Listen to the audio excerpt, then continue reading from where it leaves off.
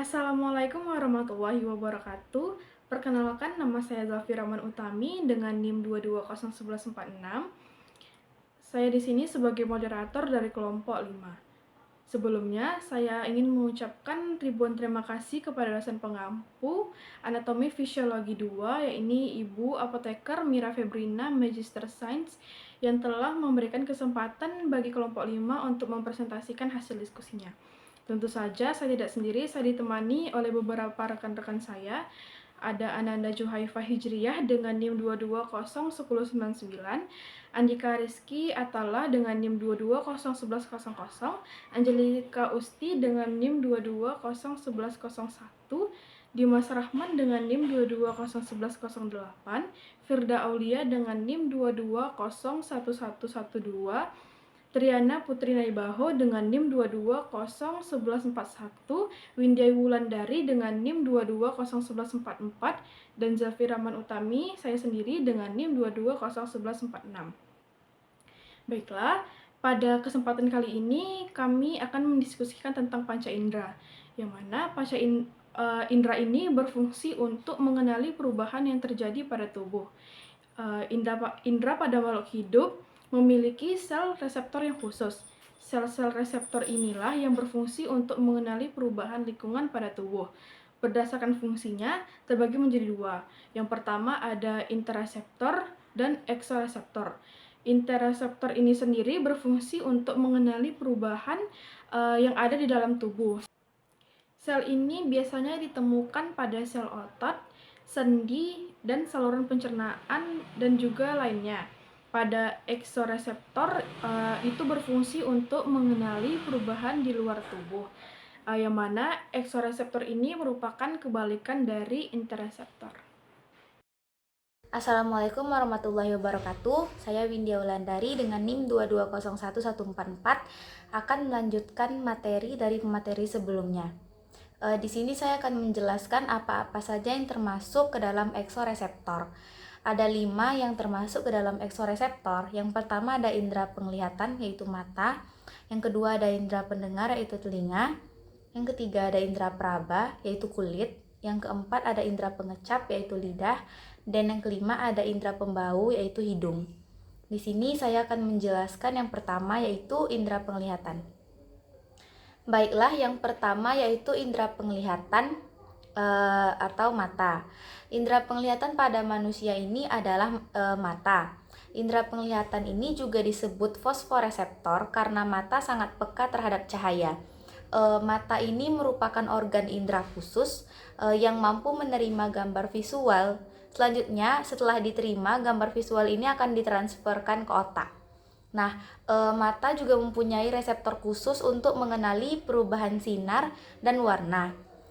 Bagian-bagian mata itu sangat banyak. Jadi di sini saya akan menjelaskan bagian-bagian mata yang dikategorikan sebagai alat tambahan pada mata. Nah, yang pertama itu ada alis mata. Alis mata ini berfungsi sebagai memperindah dan melindungi mata dari keringat. Lalu yang kedua ada kelopak mata. Kelopak mata ini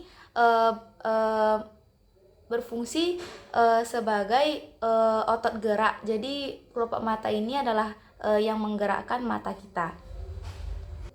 Kemudian yang ketiga ada bulu mata. Bulu mata ini berfungsi untuk memperindah mata. Yang keempat ada aparatus lacrimalis. Aparatus lacrimalis ini adalah saluran yang mengalirkan air mata menuju konjungtiva kelopak mata atas. Air mata kita ini berfungsi untuk membasahi dan membersihkan bola mata. Kedipan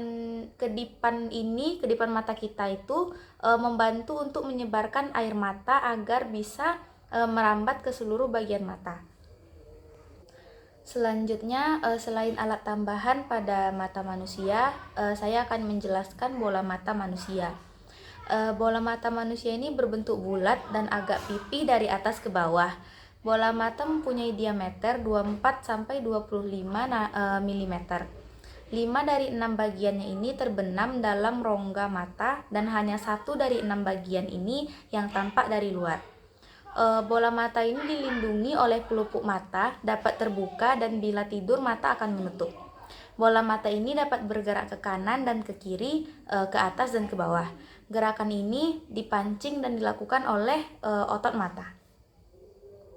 Baiklah, sekian dari saya. Bagian-bagian dari bola mata secara rinci akan dijelaskan oleh pemateri selanjutnya.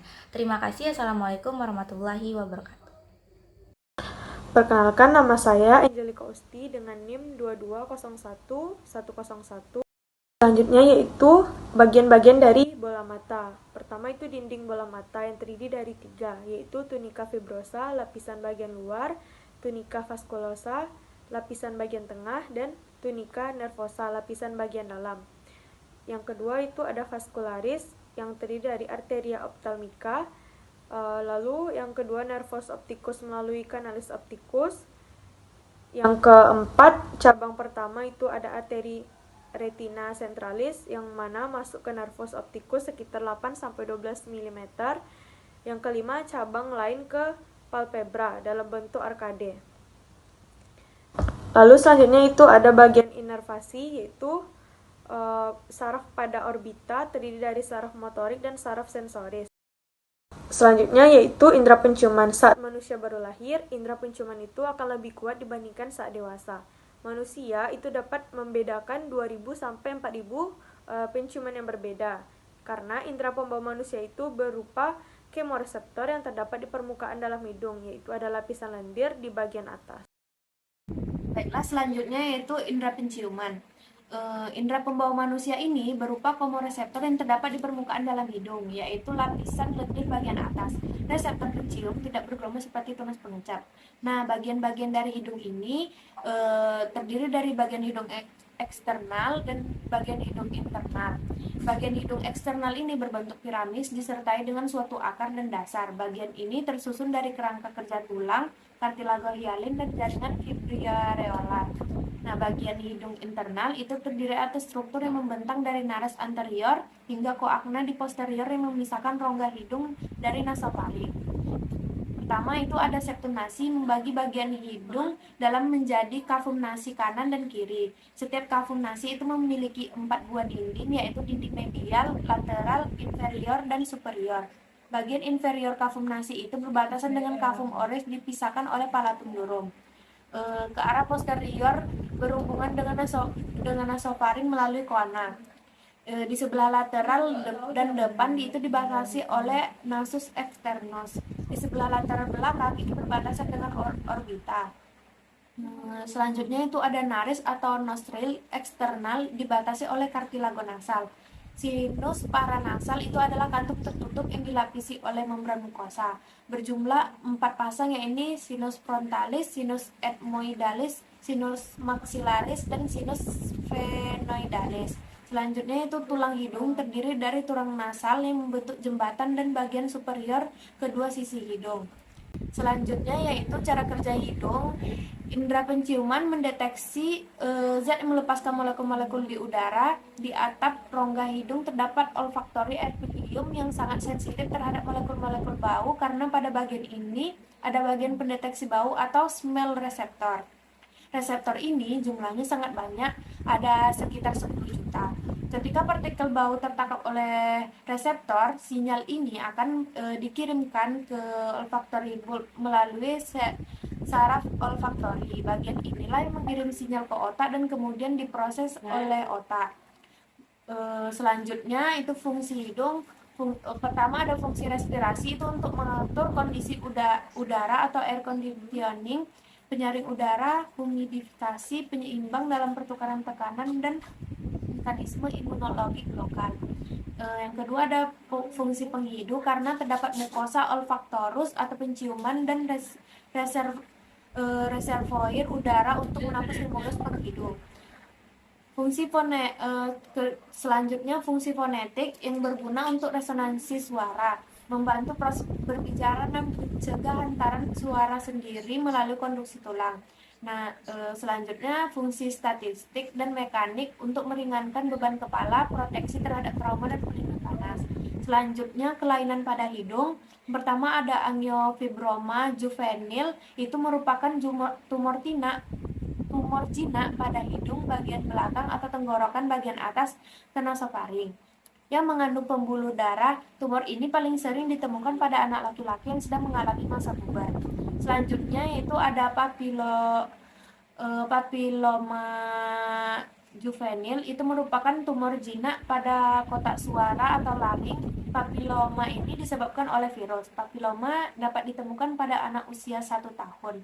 Papiloma ini bisa menyebabkan suara serak kadang cukup berat sehingga anak tidak dapat berbicara dan bisa menyumbat saluran udara. Selanjutnya yaitu rinitis alergika. Itu merupakan peradangan hidung karena alergi. Itu disebabkan oleh adanya reaksi alergi pada hidung yang ditimbulkan oleh masuknya substansi asing ke dalam saluran tenggorokan. Selanjutnya itu ada sinusitis. Sinusitis ini merupakan peradangan sinus, yaitu rongga-rongga dalam tulang yang berhubungan dengan rongga hidung, yang gawat dan biasanya terjadi dalam waktu menahun atau kronis. Nah, selanjutnya itu ada salesma dan influenza. Ini merupakan infeksi pada alat pernapasan yang disebabkan oleh virus. Dan umumnya itu dapat menyebabkan batuk, pilek, sakit leher, dan kadang-kadang panas atau sakit pada persendian. Kemudian ada anosmia, ini merupakan gangguan pada hidung berupa kehilangan kemampuan untuk membau. Penyakit ini dapat terjadi karena beberapa hal, misalnya cedera atau infeksi di dasar kepala, keracunan timbal, kebanyakan merokok, atau tumor otak bagian depan. Ini untuk mengatasi gangguan ini itu harus diketahui dulu penyebabnya. Baiklah, berikutnya adalah indera pendengaran. Indera pendengaran pada manusia adalah telinga. Telinga manusia merupakan organ pendengaran yang menangkap dan merubah bunyi berupa energi mekanis menjadi energi elektris secara efisien dan diteruskan ke otak untuk disadari serta dimengerti sebagai sistem organ pendengaran. Anatomi telinga terdiri dari 3 bagian. Yang pertama adalah telinga bagian luar atau auris eksterna. Pada auris eksterna terdapat helix, concha, tragus, dan bulbus. Dan yang kedua adalah telinga bagian tengah atau auris media. Pada auris media terdapat gendang telinga, tulang martil, tulang landasan, tulang sanggurdi, dan saluran eustasius. Dan yang ketiga, telinga bagian dalam atau labirin. Labirin adalah suatu rongga berisi cairan perilimfe dan letaknya di tulang pelipis yang berfungsi melindungi bagian dalam. Dilihat dari segi anatomi, telinga bagian dalam terdapat serambi atau vertibule, saluran-saluran gelung atau kanalis semicircularis, dan rumah siput atau koklea. Selanjutnya yaitu daerah pendengaran atau audible area, yaitu suatu daerah yang dibatasi oleh intensitas suara minimal sehingga kita mulai mendengar suara sampai intensitas suara maksimum karena rasa getar atau rasa nyeri mulai terasa. Daerah ini untuk tiap frekuensi tidak sama luasnya. Paling luas adalah daerah pembicaraan, yaitu 2000 sampai dengan 5000 Hz. Dari daerah ini yang paling peka adalah frekuensi yaitu 2048 Hz. Selanjutnya yaitu ada gangguan-gangguan pada indera pendengaran.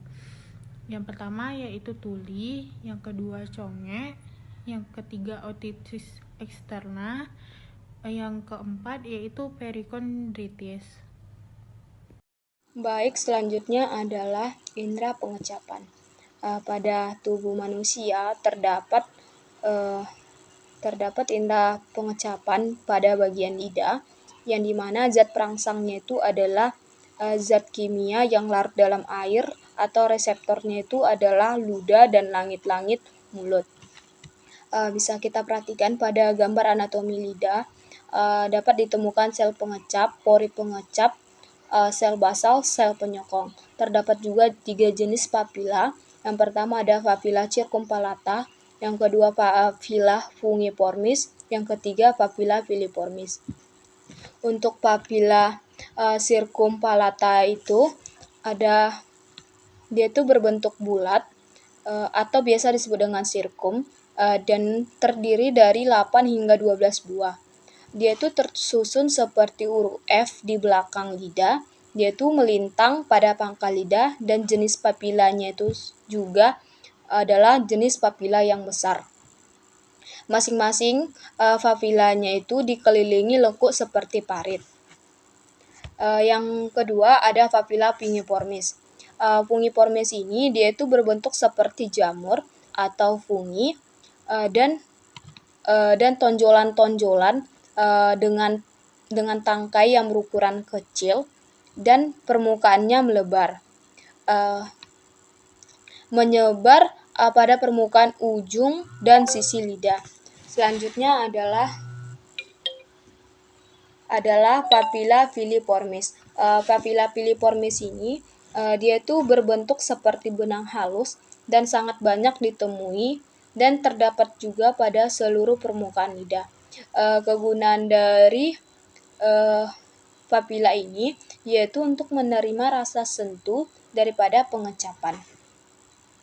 Pada lidah manusia itu dapat mendeteksi 4 rasa utama, yaitu ada manis, asam, asin, dan pahit. Hal ini disebabkan karena sebagian kucu pengecap lebih peka terhadap satu macam rasa. Kucu-kucu pengecap ini berkumpul di bagian tertentu di lidah. Kucu pengecap rasa pahit biasanya itu berkumpul di bagian belakang atau pangkal lidah.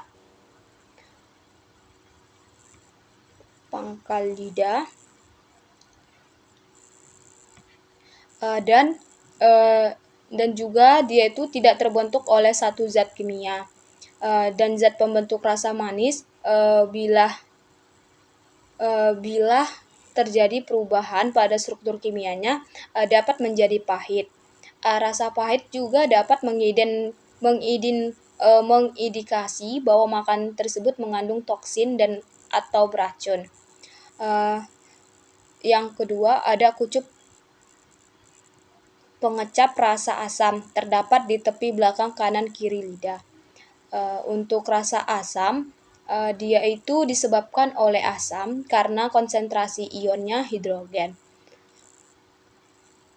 Kuncup pengecap rasa asin, dia itu berkumpul di depan kanan kiri lidah.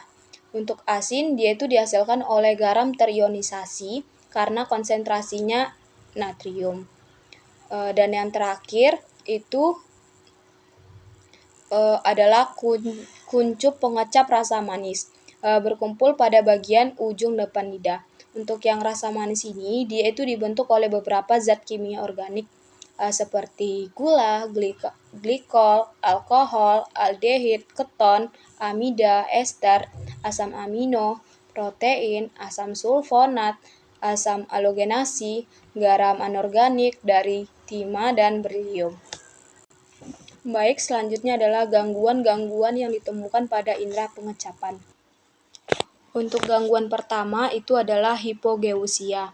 Hipogeusia itu adalah penurunan kemampuan untuk merasakan berbagai rasa. Seseorang yang mengalami gangguan ini masih bisa merasakan rasa makanan, tetapi kepekaannya berkurang. Yang kedua adalah ageusia. Ageusia ini kondisi di mana seseorang tidak bisa merasakan apapun dari makanan yang dimakannya. Kondisi ini jarang terjadi biasanya. Yang ketiga ada dysgeusia. Dysgeusia ini adalah gangguan indera pengecap yang menyebabkan persepsi rasa seseorang berubah. Misalnya, semua makanan jadi terasa manis, asam, pahit, atau metalik. Yang keempat itu adalah aliageusia. Untuk jenis gangguan ini, ketika makanan atau minuman yang biasanya terasa lezat mulai terasa tidak enak. Selanjutnya adalah pantogeusia. Dia itu kondisi yang membuat seseorang berhalusinasi tentang rasa tertentu atau mencicipi sesuatu sebenarnya tidak ada. Baik, selanjutnya saya kembalikan kepada moderator. Indra Praba. Kulit merupakan indra praba yang mempunyai reseptor khusus untuk sentuhan, panas, dingin, sakit, dan tekanan. Ketika kulit menerima rangsang, rangsang tersebut akan diterima oleh sel-sel reseptor. Selanjutnya, rangsang akan diteruskan ke otak melalui urat saraf. Oleh otak, rangsang akan diolah. Akibatnya, kita merasakan adanya suatu rangsang. Otak pun memerintahkan tubuh untuk menanggapi rangsang tersebut. Selanjutnya ada anatomi dari kulit, yang dimana ada ujung saraf bebas, diskul mengkel, akhir gelembung Krauss, stratum corneum, stratum lucidium, stratum granuiosum, stratum germinativum, corpuscula Meissner, dermis, corpuscula Pacini. Selanjutnya, kelainan ataupun penyakit pada kulit seperti jerawat, panu, kadas, dan eksem.